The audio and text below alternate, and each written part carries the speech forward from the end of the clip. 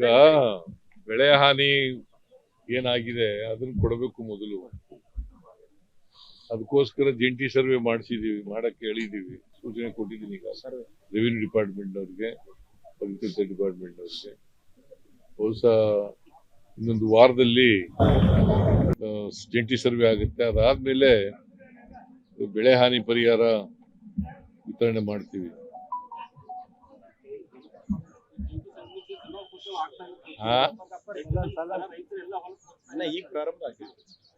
ವಲಸೆ ಹೋಗ್ತಾರ,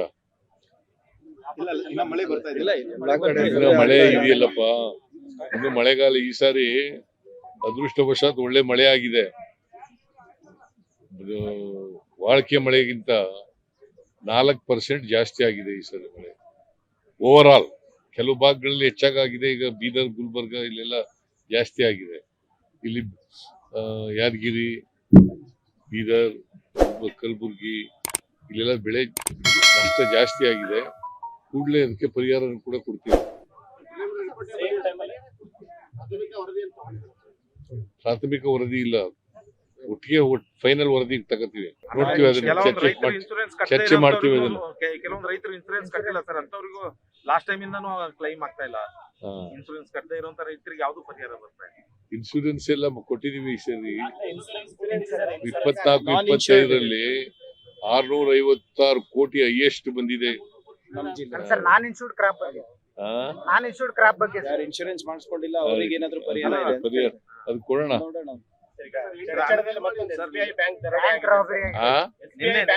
ಅದೇ ಈಗ ಹೇಳಿದೀನಿ, ಕೂಡ್ಲೆ ಅವ್ರನ್ನ ಕಾರು ಪತ್ತೆಯಾಗಿದೆ, ಕೂಡ್ಲೆ ಅವ್ರನ್ನ ಯಾರು ಅಪರಾಧಿಗಳಿದ್ದಾರೆ ಅವ್ರನ್ನ ಟ್ರೇಸ್ ಮಾಡಬೇಕು ಅಂತ ಹೇಳಿದೀನಿ.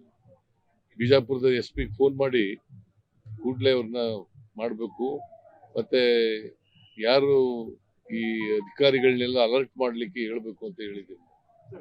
ಬೀದರ್ ಆಯ್ತು, ಚಡ್ಚಣ ಆಯ್ತು, ಕಲಬುರಗಿನಲ್ಲೂ ATM ದರೋಡೆ ಆಗಿದೆ ಸರ್. SBI ಬ್ಯಾಂಕ್ಗಳಿಗೆ ಯಾವ್ದೇ ರೀತಿ ಭದ್ರತೆ ಇಲ್ಲ. ಅವ್ರು ಸೆಕ್ಯೂರಿಟಿ ಗಾರ್ಡ್ ಗಳನ್ನ ನೇಮಕ ಮಾಡ್ಕೊಳ್ಳೋದಿಲ್ಲ, CC ಕ್ಯಾಮೆರಾ ಕರೆಕ್ಟ್ ಆಗಿ ಇಟ್ಕೊಳ್ಳೋದಿಲ್ಲ. ಈಗ ಸೆಕ್ಯೂರಿಟಿ ಗಾರ್ಡ್ಗಳನ್ನ ನೇಮಕ ಮಾಡ್ಕೊಳ್ಳೋರು ಬ್ಯಾಂಕ್ನವರು, ನಾವು ಪೊಲೀಸ್ನವರು ಪ್ರೊಟೆಕ್ಷನ್ ಕೊಡ್ತೀವಿ ಅಷ್ಟೇ. ಬಟ್ ಆ ದುಡ್ಡು ಏನ್ ಕಳ್ತನ ಮಾಡ್ಕೊಂಡಿರ್ತಾರಲ್ಲ ಸರ್, ಅವ್ರನ್ನ ಸರ್ಕಾರಕ್ಕೆ ಬಳಕೆ ಮಾಡೋದಲ್ಲ, ಇನ್ನೊಂದು ಕ್ರೈಮ್ಗೆ ಬಳಕೆ ಮಾಡ್ಕೋತಾರೆ. ಸೊ ಹಂಗಾಗಿ ಪೊಲೀಸರು ಅಲರ್ಟ್ ಆಗ್ಬೇಕು ಅಂತ ಜನರ ಆಗ್ರಹ ಇರಂತ. ಇಲ್ಲ ಹೊರ ರಾಜ್ಯಗಳಿಂದ ಜಾಸ್ತಿ ಆಗ್ತಿದೆ. ಹೊರ ರಾಜ್ಯಗಳು ಬಿಹಾರ್, UP, ಗುಜರಾತ್ ಇಂದ ಈ ರೀತಿಯಾದಂತ ದರೋಡೆಕೋರು ಬಂದು ಮಾಡ್ತಾರೆ ಸರ್. ಅದಕ್ಕೆ ತಡೆಗಟ್ಟಲಿಕ್ಕೆ ಎಲ್ಲಾ ರೀತಿ ಮುಂಜಾಗ್ರತಾ ಕ್ರಮ ತಗೋಬೇಕು ಅಂತ ಪೊಲೀಸ್ನವರು ಸೂಚನೆ ಕೊಟ್ಟಿದ್ದಾರೆ.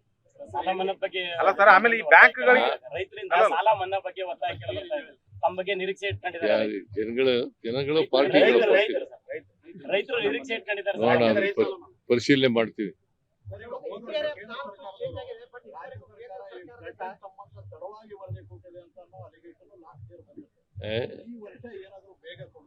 ಏನು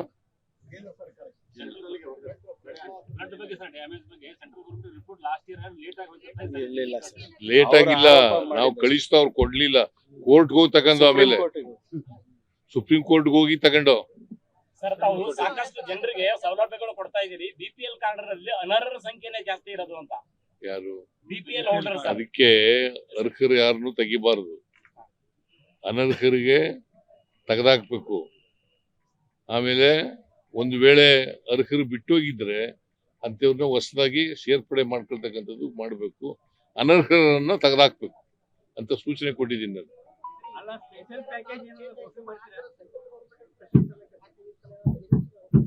ಇಲ್ಲಿಗೆ NDRF ನಾಮ್ಸ್ ಬಗ್ಗೆ ಸರ್, ನಾನು ಅನೇಕ ಸಾರಿ ಭೇಟಿ ಮಾಡಿದ್ದೀನಿ, ಪ್ರೈಮ್ ಮಿನಿಸ್ಟರ್ ಭೇಟಿ ಮಾಡಿದ್ದೀನಿ, ನಮ್ಮ ಯಾರು ನಿರ್ಮಲಾ ಸೀತಾರಾಮನ್ ಭೇಟಿ ಮಾಡಿದ್ದೀನಿ, ಅಮಿತ್ ಶಾ ಅವ್ರನ್ನ ಭೇಟಿ ಮಾಡಿದ್ದೀನಿ. ಏನು ಸರ್ಕಾರ ಸ್ಪಂದಿಸ್ತಾ ಇಲ್ಲ, ಏನ್ ಮಾಡೋದು ಕೇಂದ್ರ ಸರ್ಕಾರ? ಜನ ಹಸಿವಿನಿಂದ ಬಳಲಬಾರದು ಅಂತ ಅನ್ನಭಾಗ್ಯ ಅಂತ ಒಂದು ಮಹತ್ವದ ಸ್ಕೀಮ್ ಮಾಡಿದಿರಿ. ಯಾದಗಿರಿನಲ್ಲಿ ಅನ್ನಭಾಗ್ಯ ಅಕ್ಕಿ ವಿದೇಶಗಳಿಗೆ ರಫ್ತು ಆಗ್ತಾ ಇದೆ ಸರ್. ಅದಕ್ಕೆ CID ಕೂಡಲೇ CID ಎಂಕ್ವೈರಿ ಮಾಡಿಸ್ತಾ ಇದ್ದೀನಿ. ಆಮೇಲೆ ಕಾಸ್ಟ್ ಸೆನ್ಸಸ್ ಬಗ್ಗೆ ಈಗ ನಾಸ್ತಿಕ ಅನ್ನುವಂತ ಒಂದು ಕಾಲಂ ಸೇರಿರೋದಕ್ಕೆ ಬಿಜೆಪಿ ಇದು ಬೇರೆ ಬೇರೆ ರೀತಿಯಾಗಿ ಇದು ಮಾಡ್ತಾ ಇರೋದು. ಏನ್ ಮಾಡ್ತಾರಪ್ಪ? ಅಲ್ಲ ಅಂದ್ರೆ ನೀವು ನಾಸ್ತಿಕ ಅನ್ನೋ ಕಾಲಂ ಸೇರಿಸಬಾರ್ದಿತ್ತು ಅನ್ನೋಂಥದ್ದು ವಿಚಾರ. ಆರ್ ಅಶೋಕ್ ಹೇಳ್ದಾಗೆಲ್ಲ ಕೇಳಕ್ಕಾಗಲ್ಲ ನಾವು. ಆರ್ ಅಶೋಕ ಬಿಜೆಪಿ ಅವ್ರು ಹೇಳಿದವರು ರಾಜಕೀಯವಾಗಿ ಮಾತಾಡ್ತಾರೆ, ಅವ್ರನ್ನೆಲ್ಲ ಅಲ್ಲ ನೀವು ಮತಾಂತರ ನಾವು ರಾಯಭಾರಿ ಸಿದ್ದರಾಮಯ್ಯ ಅವರು ಎಲ್ಲ ಇದನ್ನು ಕೂಡ ತಪ್ಪದೇನೆ ಸೋಷಿಯೋ ಎಕನಾಮಿಕ್ ಶೈಕ್ಷಣಿಕ ಎಜುಕೇಶನಲ್ ಸರ್ವೆ ಆಗ್ಬೇಕು. ಯಾಕಂತಂದ್ರೆ ಈ ಸೋಷಿಯೋ ಎಜುಕೇಶನಲ್ ಸರ್ವೆ ಆಗೋದ್ರಿಂದ ನಾಳೆ ಸ್ವತಂತ್ರ ಬಂದು 78 ವರ್ಷ ಆಯ್ತು. ಅವರ ಆರ್ಥಿಕ ಪರಿಸ್ಥಿತಿ ಏನು, ಶೈಕ್ಷಣಿಕ ಪರಿಸ್ಥಿತಿ ಏನು, ಅವರ ಸಾಮಾಜಿಕ ಪರಿಸ್ಥಿತಿ ಏನು ಅಂತಕ್ಕಂಥದ್ದನ್ನ ಗುರ್ತು ಮಾಡ್ಕೊಂಡು ಇದರಿಂದ ಗೊತ್ತಾಗುತ್ತೆ ಈ ಸರ್ವೆಯಿಂದ. ಇದಾದ್ಮೇಲೆ ನಾವು ಕಾರ್ಯಕ್ರಮಗಳನ್ನ, ಅಭಿವೃದ್ಧಿ ಕಾರ್ಯಕ್ರಮಗಳನ್ನ ರೂಪಿಸ್ಲಿಕ್ಕೆ ಅಲ್ಲ, ಬಿಜೆಪಿ ಡೆಲಿಗೇಷನ್ ನಿನ್ನೆ ರಾಜ್ಯಪಾಲರಿಗೆ ದೂರು ಕೊಟ್ಟಿದೆ ಸರ್. ಈ ಕ್ಯಾಸ್ಟ್ ಸೆನ್ಸಸ್ ಬಗ್ಗೆ ಬಿಜೆಪಿ ಡೆಲಿಗೇಷನ್ ನಿನ್ನೆ ರಾಜ್ಯಪಾಲರಿಗೆ ದೂರು ಕೊಟ್ಟಿದೆ ಸರ್. ಈ ಇದು ಹಿಂದೂ ಇದರಲ್ಲಿ ಜಾತಿಗಳಲ್ಲಿ ಕ್ರಿಶ್ಚಿಯನ್ ಸೇರಿಸ್ತಿದ್ದೀರಿ ಅಂತ. ಅವರು are they not citizens of the country? Christians, Muslims ಈ ದೇಶದ ಪ್ರಜೆಗಳಲ್ವಾ ಅವರು? ಹಿಂದೂ ಒಳಪಂಗಡಗಳಲ್ಲಿ ಕ್ರಿಶ್ಚಿಯನ್ ಅಂತ ಸೇರ್ಪಡೆ ಆಗ್ತಾ ಇದೆ ಸರ್. ಈ ಬ್ರಾಹ್ಮಣ ಕ್ರಿಶ್ಚಿಯನ್ ಕ್ರಿಶ್ಚಿಯನ್ ಬರ್ತಾ ಇದೆ ಸರ್. ಬರ್ಸ್ತಾರೆ, ಅದಕ್ಕೆ ನೋಡಪ್ಪ, ಯಾರು ಏನ್ ಬರೀ ಹೇಳ್ತಾರೆ ಅದರ ಮತ ಪ್ರಕಾರ ಮಾಡ್ಕೊಳ್ತಕ್ಕಂಥದ್ದು. ಈಗ ಪ್ರತಿಯೊಬ್ಬರು ಮನೆಗಳಿಗೂ ಹೋಗ್ತೀವಲ್ಲ, 175,000 1,75,000 ಟೀಚರ್ಗಳನ್ನ ಅಪಾಯಿಂಟ್ ಮಾಡಿದ್ದೀವಿ ಎನ್ಯುಮರೇಟರ್ಸ್ ಆಗಿ. ಅವ್ರಿಗೆ 120 ರಿಂದ 150 ಮನೆಗಳು ಕೊಟ್ಟಿದ್ದೀವಿ. ಅವರು ಪ್ರತಿ ಮನೆಗೂ ಹೋಗಿ 22ರಿಂದ ಸೆಪ್ಟೆಂಬರ್ 22ರಿಂದ ಅಕ್ಟೋಬರ್ 7ರವರೆಗೂ ಕೂಡ ಸರ್ವೆ ಮಾಡ್ತಾರೆ. ಲಾಸ್ಟ್ ಟೈಮ್ಗಿಂತ ಈ ಸಾರಿ 40,000ಕ್ಕೂ ಹೆಚ್ಚು ಟೀಚರ್ಸ್ಗಳನ್ನ ಅಪಾಯಿಂಟ್ ಮಾಡಿದ್ದೀವಿ.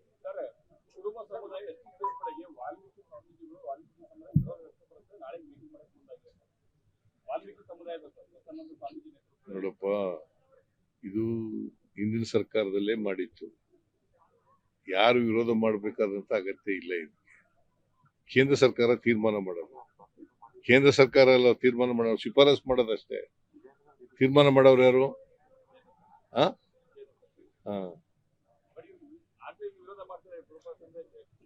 ಯಾರು ವಿರೋಧ ಮಾಡಬೇಕಾದಂತ ಅಗತ್ಯ ಇಲ್ಲ.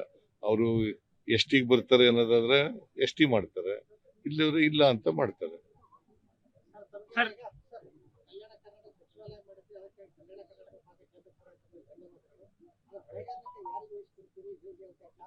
ಇಲ್ಲ, ಈಗ ಅದೆಲ್ಲ ಮಾಡ್ತೀವಿ, ಅಧಿಕಾರಿಗಳನ್ನೆಲ್ಲ ಮಾಡ್ತೀವಿ. ಇಲ್ಲೇ ಇರ್ತದೆ ಸಚಿವಾಲಯ, ಇಲ್ಲೇ ಇರ್ತದೆ. ಈ ಭಾಗದ ಅಭಿವೃದ್ಧಿ ಕೆಲಸಗಳಿಗೆ ಇನ್ನು ವೇಗ ಕೊಡ್ತಕ್ಕಂಥ ಕೆಲಸವನ್ನು ಮಾಡ್ತಾರೆ. ಲೇಟೆಸ್ಟ್ ಹಾಗೂ ಇಂಟ್ರೆಸ್ಟಿಂಗ್ ಸುದ್ದಿಗಳಿಗಾಗಿ ಬಾಸ್ ಟಿವಿ ಕನ್ನಡ ಚಾನೆಲ್ನ ಸಬ್ಸ್ಕ್ರೈಬ್ ಮಾಡಿ. ಹಾಗೆಯೇ ಬೆಲ್ ಐಕಾನ್ ಪ್ರೆಸ್ ಮಾಡಿ. ಇದರ ಜೊತೆಗೆ ಫೇಸ್ಬುಕ್, ಇನ್ಸ್ಟಾಗ್ರಾಮ್, ಎಕ್ಸ್ ನಲ್ಲೂ ಮಿಸ್ ಮಾಡದೆ ಫಾಲೋ ಮಾಡಿ.